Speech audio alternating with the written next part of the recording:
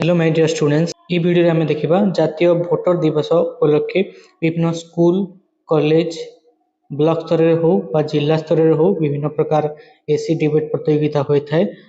तो आमे एठी गुटे देखिबा छोटिया गुटे एसी फास्ट ला उपक्रम गणतंत्र रे भोट देबा होची सबुठारु बड़ शक्ति जने नागरिक निज देशर भविष्य गठन करिया पई एही अधिकार को व्यवहार करते।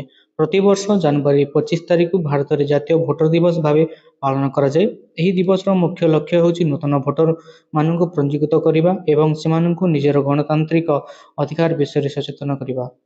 एक भोट रो गुरुत्व अनेक समय लोक माने भावती जे सेमानकर गोटे भोट रे कोन परिवर्तन हबो, किंतु गोटे भोट ही जने प्रार्थी को जितेबारे बा हरेबारे निर्णायक भूमिका ग्रहण करते।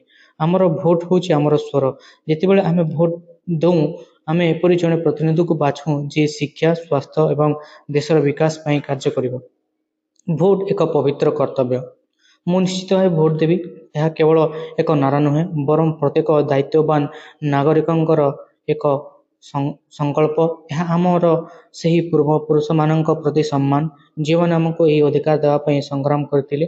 जने भोटर भावे आमको कौनसी प्रलोभन बा भयर वशवर्ती न होई निजर विवेक अनुसार मतदान करबा उचित।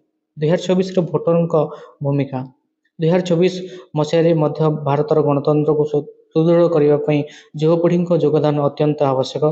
आजिर डिजिटल जुग रे भोटर माने सहजरे भारतीय निर्वाचन कमिशन ईसीआई पोर्टल माध्यम निज नाम जांच करि परिबे एवं निर्वाचन प्रक्रिया रे शामिल होई परिबे। उपसंहार भोट देबा हेउची गणतंत्र एक महोत्सव।